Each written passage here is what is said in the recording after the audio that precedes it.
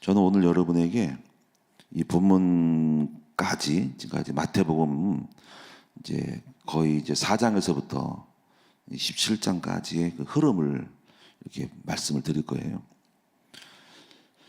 왜 그러냐면은 여러분이 이제 성경을 읽다 보면은 이렇게 항상 그 한 부분만 보지 말고 전체를 보는 눈을 열어야 됩니다. 그래야지 여러분이 눈이 열린다. 신앙생활은 이 눈이 열리는 거, 깨달아지는 것이 열리는 것이 신앙생활이고 그것이 훈련입니다. 그리고 이제 지도자는 열어주는 거, 눈을 뜨게 만들어야 돼. 그래야지 이제 여러분이 되는 건데, 그래서 우리가 이제 흔히 제가 늘 강조하는 것은 독서를 강조하잖아요. 독서. 이 독서를 책을 읽다 보면은 이제 책을 전체적으로 이렇게 보는 훈련을 하거든요. 또 그럴 수밖에 없어요. 그 훈련을 한 사람만이 지도자가 될 수 있다. 책을 전체를 읽으면은요, 전체 맥이 보여요. 맥, 흐름. 그러면 그 책을 쓴 사람은 얼마나 뛰어날까? 책을 쓴 사람은. 물론 책을 쓰는 거로 끝나지만 대단한 거 그게. 전체적인 구성을 하니까. 응? 시작을 했을 때하고 이런 프롤로그하고 마지막 에필로그까지 전체 그 구상을 해서 어떻게 전개해가지고 어떻게 연결해서 마무리하는 거. 그런 것들이 이제 보면 뛰어나가지고 그런 거 보면 좀 감탄을 하잖아요. 그 책을 그렇게 읽을 수 있어야 되고, 그리고 이제 그래서 성경도 항상 보는 관점이 이쪽만 보지 말고 이 전체를 보는 거잖아요. 예? 그래서 그런 훈련을 받아야 돼요. 그래야지 뭐가 되냐면 감독이 될 수가 있고 지도자가 될 수 있다. 이번에 이제 박항서 감독이 베트남에서 많은 공을 쐈잖아요. 축구로. 박항서 감독이 돌아왔단 말이에요. 근데 코치와 감독은, 코치는 기술만 가르치지 감독은 본인이 코치를 못하도록 공을 못 차도, 물론 자기도 경험은 해봐야 되죠. 조금 선수생활 해봤는데 전체를 봐야만이 감독 노릇을 할 수가 있는 거예요. 그래서 여러분이 이제 그런 어떤 눈들을 많이 떠야만이 회사를 운영할 수 있고 경영을 할 수 있고 CEO가 할 수 있는 거예요. 이걸 한눈에 보야만이 그거를 움직여서 만드는 사람이 돈을 버는 거예요. 그래서 여러분이 항상 훈련을 받을 때 뭐냐면은 전체를 보는 훈련을 하셔야 됩니다. 그래서 그 기초가 독서라는 거예요. 독서를 잘하는 사람들은요, 그 훈련이 돼 있어요. 그리고 그런 스타일로 사물을 관찰한다. 그래서 항상 저 같은 경우도 보면은 여기만 안 보고 이제 여기만 보지 않고 전체를 보는 어떤 그런 마인드를 갖고 있어요. 그러다 보니까는 막 이걸 갖다가 막 앞뒤로 막 보고 한 권을 다 읽어버린다고 한 번에 그 자리에서 마태복음에서 막 쭉쭉 보면서 그걸 맥을 잡고 사는 거 말이에요. 이렇게 하다 보니까 성경 전체가 열려지잖아요, 그렇죠? 그래서 오늘 저 여러분에게 그래서 이제 눈이 열리면서 거기서 묘수를 찾아, 묘수. 그리고 이제 거기서 장단점을 보고 그거를 꿰뚫으면서 현장에 도입을 시키는 거잖아요. 그런 것들이 앞서가는 거라. 그런 머리가 지도를 그려야 한다는 머리의 지도. 그래서 그걸 봐야 돼. 그래서 보면 제가 오늘 여러분에게 마태복음 이제 4장, 뭐 1장, 2장, 3장 예수님 탄생에서 보면 이제 4장에서부터 17장까지 포인트, 체크 포인트가 있다. 그걸 봐야 한다. 그래서 간단하게 한번 해볼게요. 먼저 마태복음 4장은 어떤 장이죠? 나를 따라오너라 사람은 어부가 되기라 했죠. 마태복음 4장 19절에 있어요. 부르시는 장면이 4장이에요. 어부, 베드로 뭐 이런 사람들 부르시는 장면. 일단 신앙생활은 소명, 부르심으로 시작을 합니다. 그거를 우리는 보는 거야. 아, 저분을 부르셨구나. 그 부르심이 예수 믿는 신자로 새 가족도 부르시면 그거보다도 이번에 이제 특별히 이제 전도제학교에 입학한 사람들. 그걸 유심히 보는 거야. 목요일 날 면접 보러 온 사람들 대여섯 7명들. 주일날 면접 보러 오신 분들 6분. 그리고 나중에 늦게 한 분, 이렇게 오시니 7분이 오셨단 말이에요. 근데 그분들에 대해서 제가 명단을 적어놓고 조배에 올려놓고 또 조배 올리려고 그러는, 한 분 한 분은 소중히 여기는 거예요. 부르시면 예수님 12제자를 소중하게 여기듯이 그렇게 열 몇 분을 조배에 올려놓고 기도를 하는 거지. 아니면 또 마음에 있고, 이걸 알기 때문에 부르심에 대해서 저분들을 주목하는 거야. 그 사람들 기억하고, 그래서 전부 체크하고 보는 거죠. 부르심이라면. 여러분도 오늘날 부르신 때가 있었습니다. 그죠? 부르심. 근데 이제 부르심으로 끝난 사람이 있고, 그 다음으로 이어져 가야 되거든요. 마지막 수까지, 사역으로 쓰임받을까지. 근데 중간에 막 이리저리 좌충우돌하고 새버려요.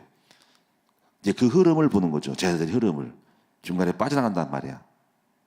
제자가 시작했다가 탈락하거나 이제 막 헷갈린단 말이에요. 지금 저는 마태복음 전체를 보면서 주님은 앞서가고 주님은 모든 것을 먼저 알고 꾸미고 나가는데 제자들은 혼미에 빠져가지고 멍뚱한 헛수를 두고 있는 거야. 막 그렇게 보이거든요. 헛수를 두고. 이제 그러면서도 불구하고 마지막에는 산에서 같이 만나는데, 그런 부분들을 보는 눈을 열을 때 제자들이 흐름들을 볼 수 있다는 거죠. 어떤 제자들인지 어떻게 되는 건지 돌아가는 걸 판수를 본단 말이야. 그럼 여유가 생기는 거죠.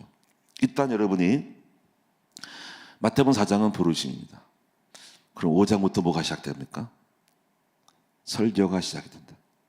그래서 5장 8복 있죠. 5장에 8복. 심령이 가난 자가 산에 올라가서, 감난산이 산에 올라가서 말씀하고 그러실 때, 이게 산상수훈이거든요. 그렇죠? 여러분 기억나죠? 어디까지 이어진지 아세요? 5장, 6장, 7장이에요. 그렇죠? 그러면 이것은 어떤 의미가 있냐고. 그 8복을 말씀드렸고, 십계명을 풀어주신 거예요. 십계명을 풀고, 내가 너에게 살인하라고 율법마다 말씀하시나, 난 너에게 말하노니 형제마다 노하는 놈은 사람마다, 미련한 놈이라고 욕하는 사람마다 살인하는 자니, 이게라는 거죠. 그렇죠? 그럼 이게 이런 거를 통째로 볼 때 이 의미는 뭐냐는 거지. 마태복음은 어떻게 보면 마태복음 예수님이 12제자를 데려다니면서 제자 훈련을 시키는 장면인 거예요. 마태복음 자체가 사실은 제자들을 데리고 다니면서 관련된 기록들을 쓴 거예요, 그게. 그러니까 마태복음은 어떤 사복음서가 다 그래요. 제자 훈련에 대한 책입니다. 그럼 마태복음, 그래서 다니고 다니면서 주님 하신 건데 5장, 6장, 7장은 어떤 의미가 있을까요? 이것은 우리에게 어떤 의미가 있을까요? 바로 설교, 책, 지식을 많이 쌓으라는 거예요. 이게 예수님께서 제자들에게 8복을 말씀하고 거기에 십계명을 풀어주시고 다 그거 나옵니다. 빛과 소금 얘기 나오고요. 그리고 주기도문 가르치는 거 나오고요. 그리고 반석 위에 집을 짓고 모래에 집을 짓고 말씀을 강조한 거거든요. 주여 주여 한 자마다 천국 들어갈 것이 아니라 내 뜻대로 하는 자라야 하니 하면서. 그러니까 다시 말하면 5장, 6장, 7장에서 제자가 될 사람들은요, 무엇이 뭐냐면 말씀을 많이 읽어야 한다는 거예요. 그리고 독서를 많이 한다는 거예요. 왜 그럴까요? 주부가 요리를 하려면요, 식재료가 많아야 돼요. 미천이 딸리면요, 안 나옵니다. 아무리 훌륭한 요리사라도 그 재료 안에서만 나오잖아. 저 같은 경우를 보면은 그런 시간표에서 저를 끌고 갔어요. 제가 처음으로 제가 많이 한 것은 다른 거 한 게, 사역한 게 아니라 얼마나 많이 책을 읽는지 몰라요. 성경 많이 읽고요. 독서, 일반 신앙서적들, 닥신들을 읽어버리는 거예요. 그래서 저를 이제 청계천으로 끌고 가가지고, 이 청계천 아시죠? 고서점 있는데, 서울. 제가 제 유일한 취미는 PC방이 아니에요. 저는 원래부터 중학생, 고등학교 책을 많이 읽은 사람이에요. 집에 동네에 있는 만화방, 무협지를 그 전체에 있는 그 호를 다 읽어버렸으니까. 그만큼 독서가 있어. 거기에 빠졌어. 책을 읽으면 좋아. 그만큼 독서가 좋은데 그 속에 있는 놀라운 세계에 빠져들어가는 게 있는데, 신앙생활을 하고 전도사가 되니까는 그 방향이 바뀌어가지고 맨날 주말만 되면 돈만 있으면 어디 가냐면 책 사러 가는 거야. 제 유일한 취미는 주말만 되면 돈만 생기면 돈은 없으니까 많지 않으니까 청계천은 고서점에 청계천 종로 동대문하고 청계천 쪽에 있어요. 종로가 넘어가면은 거기 책방이 쫙 있습니다. 지금 많이 없어졌는데 거기 기독교 서점이 많아요. 거기 보면은 책 중에서 기독교 서점이 있어요. 기독교 서점 그러면 들어가가지고 다 쌓아놓은 거 지금도 눈에 선해요. 책 사가지고 이만큼 사가지고 기뻐가지고 행복해가지고 뿌듯해가지고 오는 거예요. 그리고 막 읽고. 그리고 하나님이 왜 저한테 그런 훈련을 시키냐면은 그거 외에도 일반 교보서점, 교보문고 하는 게 제 유일한 출근이에요. 서울의 교보문고 가서 책 사가지고 오는 거. 책을 많이 읽었다. 그 내가 이제 우리 부교육자들에도 얘기하잖아요. 소위 말하는 너 목사 하려면 목회자 하려면 책 많이 읽어야 된다. 책을 많이 읽으면 괜찮아 좋았어 이러지만은 그래서 이제 안 읽으면 큰일인데 미천이 딸려가지고 미천 없으면 뭘 할 것인가. 다행히도 책들을 많이 읽은 것 같아요. 그래서 제가 선택하는 게 워치만니의 책들 다 읽었잖아요. 브란시 세퍼의 책, 간증집들 엄청 많이 책을 읽어. 거기서 많은 눈이 열리는. 일단은 사람이 재료가 쌓여야지 뭘 해먹지. 재료가 없는데 뭘 나오겠습니까? 지금 어떻게 보면 제가 막 나오는 것도 재료가 있어 나오는 거예요. 전지학 강의를 거의 3분의 5분의 4를 다 써서 나머지 신약 파노라마, 구약 파노라마 그건 끄집어 올린 거고 딴 데서 따가지 붙인 거고 그 일부러 연구할 필요가 없어. 이미 있는 거 쓰면 되니까 훌륭한 사람 많으니까 나머지는 거의 쓴 거거든요. 그런 거 책을 어떻게 쓰냐 이거지. 읽었기 때문에 나오는 거야. 지금도 계속 책을 지금도 글을 쓰거든요. 지금도 계속 교재를 쓰잖아요. 교재. 그래서 오늘 여러분이 제자로 여기서 딱 걸려요. 탁거리야. 책을 많이 읽지 못한 사람들은 한계가 있다. 거기서 그만 쓰고 앞으로 훌륭한 사람이 되고 굉장히 남들보다 탁월한 사람이 되려면 영적 성경책을 많이 읽고 남들보다 읽는 것이 달라야 한다는 거예요. 이거를 포커스를 맞추고 여기서 또 탈락이야. 이걸 보셔야 됩니다. 자, 세 번째는 드디어 뭐가 오냐면 자, 8장부터 12장, 13, 14, 15, 15장까지 뭐가 있을 것 같아요? 체험을 하는 시간이에요. 체험을 해서 감동받는 시간. 그리고 와 놀랬어, 서프라이즈, 놀라는 시간. 그것을 보고 간접적이든 아니면 성경을 통해서 간접적이든 경험을 해야 돼. 우리는 예수님처럼 따라다니면서 따라갈 수가 없죠. 주님은 먼데 2000년에 계시니까. 이제 성경을 읽다 보면은 그다음에 무엇이 되냐면은 기적을 경험하는 시간이 됩니다. 근데 그 기적을 책에서 봅니다. 책에서. 그 책이 참 좋은 거예요. 책에서는 주님의 지식도 있고요. 감동받는 경험도 있어요. 그래서 여러분이 8장부터 기적이 빡 벌어집니다. 여기서 중요한 포커스는 제자가 되려면 감동을 먹어야 한다는 거야. 사건을 통해서 주님의 메시아가 되신 것을 봐야 한다는 거야. 그래서 여러분 보면은 예수님이 제자들을 데리다니면서 계속 기적을 연출해주면서 기적을 보여주는 거야. 계속 제자들에게. 그래서 여러분이 이게 8장을 보면은 기적을 열고 해볼게요. 얼마나 많은지. 8장 백부장의 아들이 고침받았습니다. 8장 베드로 장모가 열병이 치유가 됩니다. 9장 중풍병자를 고칩니다. 중풍자 아시죠? 상에서 지붕에서 내려오는 거. 이스라엘 성도들이 갖다 봤죠. 그 다음에 혈루증 걸린 여자가 고침받습니다. 10장 이때는 10장은 이렇게 내가 보였으니 너희들 가서 한번 가서 해봐 하고 파송. 그래서 마태복음 10장은 제자들의 파송장이에요. 근데 갔더니 여러 가지 가서 어떻게 조심하고 어떻게 하라고 하면서도 결국 돌아와서 뭐냐면 주여 우리가 내 이름으로 주님의 이름으로 병도 고치고 귀신 쫓나이다 그랬거든요. 경험한 거지. 그러나 이렇게 말하죠. 너희들이 나도 봤다. 귀신이 하늘에 떨어지는 것 같다. 그러나 그걸 기뻐하지 말고 너희 이름이 하늘에 기록된 것으로 기뻐하라 하면서 착각하지 마. 본질이 중요한 거야. 이렇게 말씀한 거거든요. 근데 여기서 우리가요. 뭘 아냐면요. 이렇게 기적을 이뤘던 사람이 오늘 월요일 본문에는요. 귀신 들리는 사람이 귀신 들려서 간절로 심히 고생한 사람을 쫓아내지 못했어요. 그럼 뭐지 이게? 둘 중에 하나야. 그때는 믿음이 있어서 쏟아졌고 귀신은 역사에 쫓아냈고 지금은 믿음이 떨어졌다는 거잖아, 그렇지? 아니면 이게 아니면 또 다른 경우는 뭐냐면 그때는 연습이라 천사를 파송해서 조금 뒤에서 천사가 밀어줘서 잘한 거야. 원래는 못하는 가들인데 이렇게 유추하시는 거죠.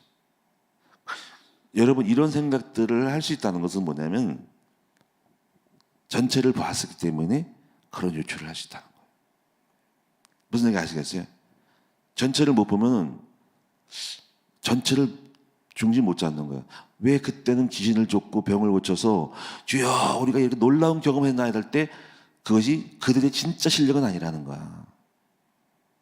어떤 뉘앙스? 그들에게 훈련하고 경험하니까 선생님이 따라간 거야. 따라가서 그들이 한 것처럼 뒤에서 잡아주고 네가 해보고 밀어줬다는 거지. 그래서 지들이 한 것으로 착각하는 거 있다는 거지. 우리는 여러분들이 그런 경험도 시킬 수 있어요. 내가 전도했네. 내가 능력이 많네. 근데 사실은 그들이 능력이 있는 것이 아니라 뒤에 있는 사람이 있어서 능력이 있는 거야. 있어 보이는 거야. 거기서 착각을 하면 안 됩니다.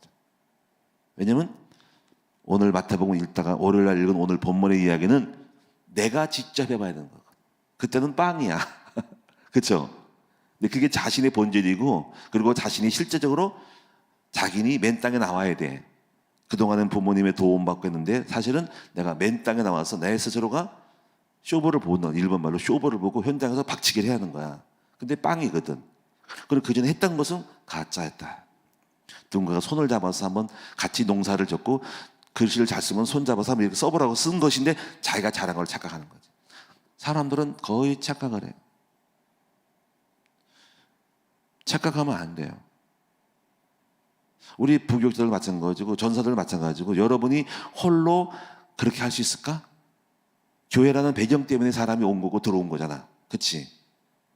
그 때문에 사람이 붙은 건데 자기가 그렇게 한 걸로 착각한다. 능력이 많은 착각하는데 참 이게 문제인 거야.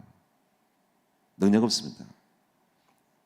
내가 우리 부교육자들 단독으로 목회하고 개척하면 지금 그렇게 할 수 있는 게 아니고 교회라는 백그라운드가 있기 때문에 할 수 있다는 거지. 무슨 얘기 아시겠죠? 근데 오늘날 자기 자신의 실존에 부르실 때 자기의 현실이 진실이 자신이 실력이 드러날 수 있다는 거지. 근데 오늘날 드러날 겁니다. 저도 부교육자 때 목사님이 서울대학교 목사님, 서울대학교를 나온 목사님이 제 스승이었어요. 고등학교 교장, 서울대학교를 나왔어. 인천에 있는 교회에서. 내가 그 서울대학교를 나온 목사님이 있으니까 나도 서울대학교, 난 아니거든. 근데 결국은 현실이 부리지가 나는 나야. 내가 해야 돼. 다 거짓말이야. 백그라운드. 부모 백 믿고 있지 말라는 거지. 중요한 건 뭐냐면요. 그래서 쭉쭉 보시면 이렇게 하시면서 다시 12장에 해보니 괜찮지? 괜찮은데? 그래, 난 진짜가 아니야. 다시 또 해줄게. 하면서 주님이 다시 또 기적을 베푸시는데 12장부터 시작됩니다. 12장이 다시 예수님이 귀신 들려서 벙어리 되고 눈 소경된 사람을 고쳐주시죠. 13장에 보면서 조금 이제 거기서 메시지를 가미하면서 기적과 메시지를 가미하면서 13장에 천국 비유를 딱 씨 뿌리는 비유가 거기서 나왔고 가라지, 겨자씨 비유, 밭에 감추인 보화의 비유, 값진 진주 장사의 비유. 이걸 쭉 하면서 비유를 가지고 좀 더 눈을 열어줘. 지경을. 너희들이 지금 이렇게 사역을 해도 너희들이 다 좋은 것을 갖고 있다고 되는 게 아니야. 사람들 따라 달라져? 하고 좀 응용해 시키는 거야. 밭의 비유. 그래서 옥토밭, 길가밭, 가시밭 있는데 네가 아무리 좋은 거 갖고 있어도 사람들에 따라서 이게 땅의 열매가 바뀐다 하는 걸 또 조금 가미시켜준다. 14장에는 그래서 오병이어의 기적을 14장에서 보여주고 그다음에 물 위로 걷는 사건이 보여집니다. 와, 15장에는 가나안 여자가 귀신 들려서 데리고 왔는데 주인의 상에 떨어진 부스러기를 먹나이다 하면서 개에게 주님 마땅치 했더니 개들도 주인의 상에 떨어진 부스러기 먹나면서 믿음이 크도다 여인이어도 고침받아 그게 15장이야. 그 다음에 뒤에 부분이 질병이요. 나오죠. 질병이요. 오병이요 말고 질병이요. 이게 15장까지 있는 거예요. 자, 근데 드디어 이제 이 정도 됐으니까 주님이 이제 다시 진단을 해야 되겠죠. 16장으로 왔어요. 기적을 맛봤으면 이제 그 다음에 맛본 사람들이 입에서 뭐가 나와야지, 그치? 그때서야 비로소 주님이 이렇게 물어봐요. 사람들은 내가 이룩한 기적을 많이 베풀었는데 뭐라 하더냐 했더니 사람들은요 예수님에 대해서 선지자여 세례요한이요 엘리야여 모세요 이렇게 하다이다. 그래? 그럼 너희는 나를 누구냐? 이렇게 물어보시거든요. 이게 무슨 뜻일까요? 그동안 나를 맛보고 체험했으니까 너희들이 나에 대해서 고백할 게 느낄 게 이제 아니야. 나를 너라고 생각해? 기적을 맛보고 봤더니 뭐라고 생각해? 주는 그리스도시요 살아계신 하나님의 아들이시다. 오, 바위나시나 복이 있다. 이거 알지 않는 네 머리가 아니라 하늘에 계신 하나님 아버지가 너에게 알려줬구나. 넌 베드로라 반석이라 너희의 교회를 세우리니 너 이제 이렇게 고백했으니까 이 고백이 되면은 음부 권세가 절대로 못 이기고 천국의 축복의 열쇠를 너에게 주느니 네가 땅에서 매면 하늘에 매이고 땅에서 풀면 하늘에 풀릴 것이다. 이렇게 말씀해요. 우리가 여기서 시간표가 중요한 것은 여러분의 입에서 다른 사람 입이 아니라 결국 이런 고백을 해야 돼. 신앙 고백. 주님만이 그리스도시요 주님은 살아계신 하나님의 아들이시고 이런 고백이 나와야 해요. 오늘 진짜 이런 고백이 되는가요? 아니면 여전히 신앙생활하면서 엘리야를 쫓고 있고 선지자를 쫓고 있고 모세를 쫓고 있고 구약의 훌륭한 어떤 세례 모세를 쫓든지 이러고 있는지 이걸 여러분 보셔야 됩니다. 근데 그 중에서 베드로가 딱 튀어나와서 고백을 합니다. 근데요 여기서 그 다음이 또 재미있어요. 이렇게 해서 그리스도는 된 거를 알았는데 그 다음에 예수님이 이런 말씀을 합니다. 바로 마태복음 16장 19절 이후에 20절, 21, 22, 23, 24절에 뭐냐면 내가 좀 있으면 3일 만에 내가 죽었다가 십자가에 고난받고 죽을 거다 했더니 여기서 이 수는 또 뭐야? 그때 베드로가 뭐냐면 고백했던 사람이 주여 그리하지 마옵소서. 그랬더니 예수님 뭐냐면 사탄아 물러가라. 너는 나를 넘어뜨리게 하는 자로다. 금방 반석의 교회가 되었다가 사탄으로 취급받았어. 오늘날 여러분들이 신앙 고백을 자꾸 했는데 오늘날 사탄이 돼 있어. 사탄 노릇에 이런 사람은 뒤로 물러가야 돼. 사탄의 앞잡이 되는 거야. 스승을 갖다가 넘어뜨리려고 하는 사람이라는 거지. 이게 무슨 스승을 넘어뜨리고 지도자를 넘어뜨린다는 거지. 근데 사탄이 된 사람이 있어. 가룟 유다는 뒤로 가랬더니 아예 가버렸어. 근데 뒤로 물러가지만 다시 나와야 돼. 그쵸? 근데 베드로는 사탄아 물러가라 하는데 영영이 간 게 아니라 다시 나왔어. 그쵸?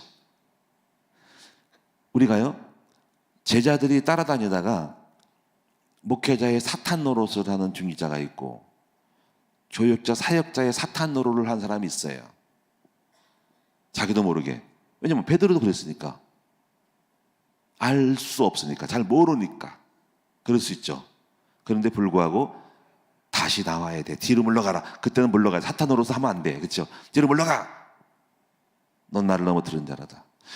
근데 고백은 고백인데 사탄 노릇은 하거든 또. 여기서 이겨야 된다는 거지. 베드로는 이겨가지고 다시 짜자하다가 나타나가지고 나중에 또 실수하지만 또 결국 십자가 거꾸로 매달리는 일을 벌어지면서 제자로 딱 섰잖아요. 그렇죠? 우리가 이런 거를 알기 때문에 우리는 무엇을 하냐면 기다리고 있는 거야. 사탄 노릇을 한 사람이 뒤로 물러갔지만 다시 앞으로 나오기를 기다리는 거야. 이걸 모르면 어떨까요? 사탄인데 아니잖아. 그렇지? 모를 수 있으니까. 이걸 보는 거란 말이야. 이런 시간표를 쭉 보면은 모든 거를 다 깨뜨려요. 사람들이 어떻게 하고 제자들을 보면서 애들이 고백을 했지만 사탄 노릇을 하고. 자, 그런데 보세요. 제자들이 이렇게 생각했어요. 그러면 예수님 십자가 죽으실 것이다. 실망되네. 이게 무슨 시츄레이션이야 이게?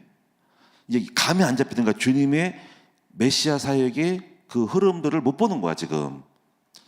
상상할 수 없는, 따라갈 수 없는 사건들인 거야. 이걸 뭐 느끼지 못합니까 여러분이? 주님은 이미 다 플랜이 짜 있고 진행되는데 쟤들은 당황한 거야. 뭐지게 이수가 안 나오는 거야. 기적을 베풀었다가 왕으로 했다가 십자가 죽는다고 그러고 신앙 고백했더니 또 죽는다고 그러고 메시아가 되는 거 그거 죽는 거 무슨 상관이? 이게 아직 연결이 안 된 거란 말이야. 이게 혼미야. 그러니까 아마 제가 볼 때도 성도들이 신앙생활하면서 저는 항상 느낀 게 있어요. 감을 못 잡는 게 많을 것 같아요. 그래서 항상 객관성으로 눈을 열어주는 작업이 중요하거든요. 물론 새신장 그렇던데 기존 신자들, 제자들은 어느 정도 교구장들은 눈을 많이 열어서 흐름을 볼 수 있어야 되거든요. 근데 흐름을 못 본 사람은 지도자가 될 수 없어요. 회사를 가도 무슨 일을 가도 흐름을 봐야 되거든요. 이 회사가 어떻게 돌아가고 이 사업이 어떤 식으로 판도가 돌리는지를 먼저 파악을 해야 됩니다.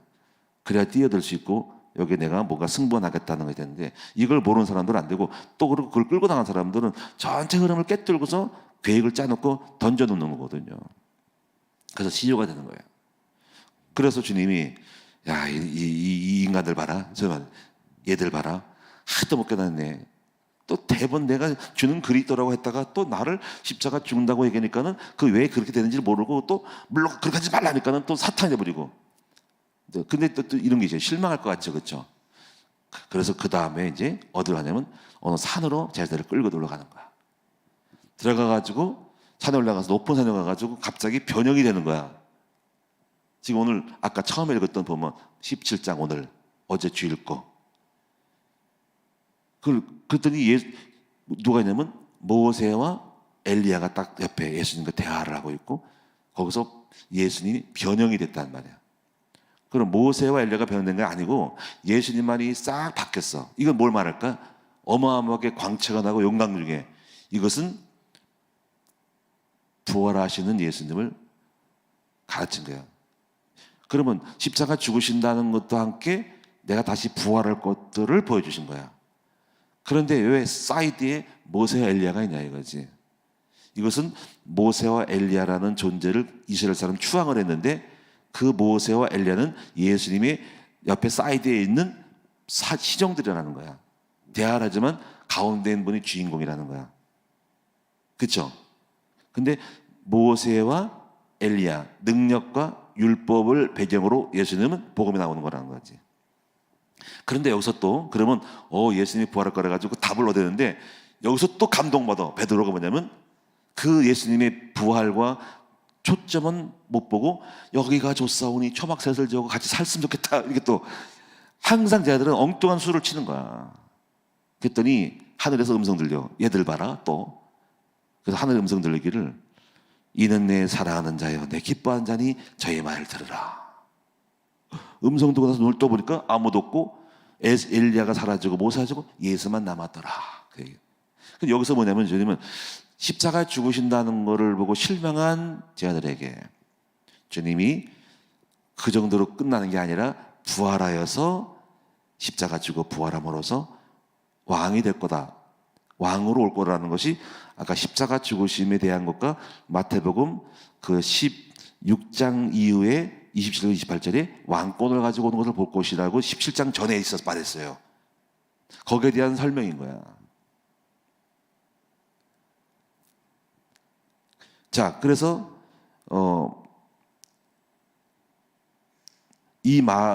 여기서 이제 쟤들이 이제 또 헛수를 두는 것이 뭐냐면 아까 말한 것처럼 예수님께만 초점하셔야 한다는 것이지. 그럼 우리가 이제 결국 이 이유는 뭐냐면요. 많은 제자들이 교회를 다니면서 어디 관심 많냐면 엘리야나 또는 모세는 굉장히 권위가 있는 사람, 훌륭한 사람, 훌륭한 박사학위 딴 사람, 또 능력적인 거를 쫓아가 많이. 그런데 관심은 거기 있어. 근데 이렇게까지 가야 돼. 결국은 그것도 해보고 저것도 해보고. 그러니까 모세 같은 사람 있는 교회를 다녀보고 능력을 많이 베푸는 뛰어난 재능이 있는 사람을 쫓아가거나 그래요. 그리고 거기에 관심이 있어요. 은사와 능력에 관심이 있다는 거지.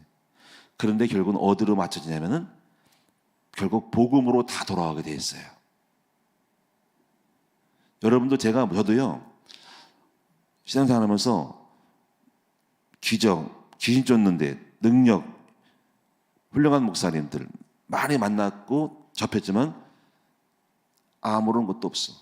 제가 저 자신을 변화시킬 수 있는 것은 그것이 아니고 다만 감동만 받고 그럴 뿐이지, 결국 저를 변화시킬 수 있는 것은 뭐냐면 예수 그리스도의 복음뿐이었다는 거죠. 결국은 강원도도 가고 부산도 가보지만 결국은 가야 될 때가 있다 이거지. 바로 복음밖에 없는 거예요. 성도들도 마찬가지로 여기 다녀보고 저기 다녀보고 결국은 어디로 들어오냐면 복음 있는 교회로 들어오고요. 결국 이것도 해보고 저것도 별거 다 짓해도 복음을 갖고 있는 사람을 만나게 되고 복음 안에 있는 사람하고 결론을 짓게 되십니다. 그러나 아직도 엘리야를 쫓고 다니는 사람이 있고 모세를 쫓아서 사람이 있다는 거지. 저희 큰나무교회가 왜 복음을 강조하냐면요, 그 복음을 강조하는 것이 마지막 고향이거든. 거기에 다 돌아와요. 글로 돌아온다고. 그래서 그리스도만 강조하면 이리 치고 저리 치고 돌아가도 결국 복음 있는 곳으로 돌아와요. 근데 돌아오지 않고 끝날 수 있지만 제대로 된 사람은 결국은 이거밖에 없다라고 돌아옵니다. 그러면 우리가 이기는 거지. 교회는 그리스도만 강조하면 이기게 되어 있습니다. 가정도 그렇고 뭐든지 그렇고 아버지나 엄마가 복음을 딱 갖고 있으면 오늘날 자식들이 이렇게 저렇게 해도 그 복음 있는 쪽으로 다 안기게 돼 있다. 이게 중요한 거예요. 근데 우리는 여전히 뭡니까? 베드로의 관심은 모세와 엘리야의 관심입니다. 그것을 보여주는 사건이 변화산 사건이라는 것입니다. 자, 그러면서 이제 그렇게 보여지면서 이제 또 드디어 이제 간지 들린 사람이 오늘 월요일 본문에 짜잔하고 나타나서 제자들이 예수로 아들 안 나가. 그랬더니 못 쫓아서. 그랬더니 예수님 하신 말, 우리는 왜 못 쫓았어? 했더니 너희들이 믿음이 여기 보니까 없다는 거죠. 믿음이 없다. 그러니까 믿음이 있는 척 하면 믿음이 없고 17절에 믿음이 없고 하시면서 너희 믿음이 작은 까닭이라 겨자씨 하나만 있으면 된다는 거예요. 그러니까 이 얘기가 뭐냐면은 이제 드디어 너희들이 본 게임을 네가 해야 한다는 거지. 네가 스스로 나를 의지하지 말고 너희들이 가서 스스로 실제로 너 헛새 생각하고 진짜 허풍 떨고 있는데 실제로 이런 것도 못 쫓아내는 사람이라는 거지. 그러니까 너는 너의 현실 앞에 직면해야 한다는 거지. 네가 직접 장사하고 네가 돈을 벌어야 되는 현실 사회생활의 현실 속에 들어간다는 거지. 근데 거기는 내가 뽀록 난 거야. 내가 결국 이 모양이 있고라는 거지. 근데 그거는 나쁜 거라 그 자질에 직면해야 됩니다. 거기서 내가 배고프고 나라는 실제적인 존재가 허풍덩이였고 아무것도 없고 가장되고 박사학위가 뭐고 아무 필요 없는 것임을 알고 내가 실전에서 내가 싸워 이기고 내가 돈을 벌어야 되고 내가 응답받아야 한다는 것을 말하고 있는 것입니다. 이런 현실에 직면한다는 제자는. 자, 오늘 여기까지를 보시면서 결론적으로 말씀드리겠습니다. 우리는 마태복음을 통해서 주님은 모든 것을 깨닫고 움직이는데 제자들은 그 흐름 속에서 이렇게 따라가기가 어렵고 힘들고 많은 분이 있죠. 근데 중요한 거는 그런 가운데서 결국은 사탄 노릇을 하고 있으면서도 포기하지 말라는 거지. 그리고 끝까지 붙어 있으면 오늘날 그런 가운데서 나중에 열리어지고 그때 당시에 못 깨달아도 지나고 나서 딱 보니까 주님 돌아가고 나서 나중에 보니까는 기적과 이런 것들에 대한 거를 객관적으로 볼 수 있는 눈이 열린다는 거죠. 우리는 얼마나 감사한지 모르는 게 뭐냐면요.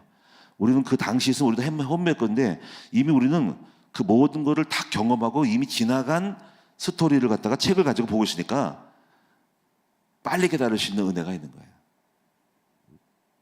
자, 오늘 여러분이 우리가 승리하는 길은 여러분 지금 사탄이 될 수도 있고 실수할 수도 있고 모를 수 있지만 이런 걸 보면서 오늘 맥을 잘 잡고 그 시간표를 따라서 여러분이 책도 많이 읽고 경험도 하고 신앙 고백도 하고 그러나 복음을 깨달아가면서 복음의 본질이 십자가 죽으심을 깨달아가면서 거기에 대한 의미, 부활의 의미를 깨달아가면서 여러분이 정리되어야 된다. 모세 엘리야를 떨궈버리고 어린 예수가 되셔서 실전에서 귀신을 쫓고 현장에서 이기는 어떤 것도 의지도 나가지 말고 나와 1대1로 내 삶에서 내가 돈을 벌고 내가 축복받는 사람이 돼서 그때부터 제자로서 세워져 나가는 진짜 알고 진짜 멋진 사람이, 독립적인 사람이 되어야 한다는 거지.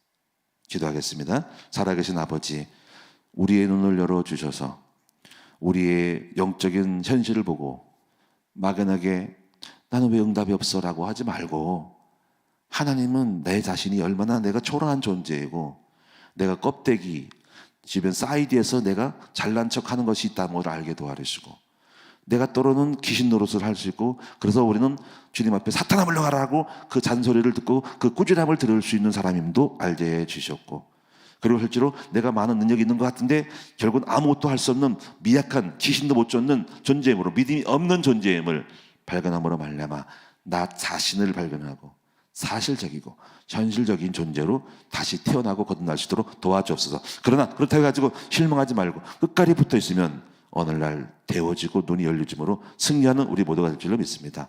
오늘 이 아침에 나를 발견하게 하여 주옵소서. 무엇을 해야 할지를 알게 하옵소서. 현실적이고 사실적으로 홀로 주님과 나 사이에 서게 하여 주옵소서. 내 사이드에서 의탁하지 말고 주님과 나 사이 1대1로 서게 하여 주시옵소서. 오늘 예물 드린 종들에게 그러한 축복을 주시옵소서.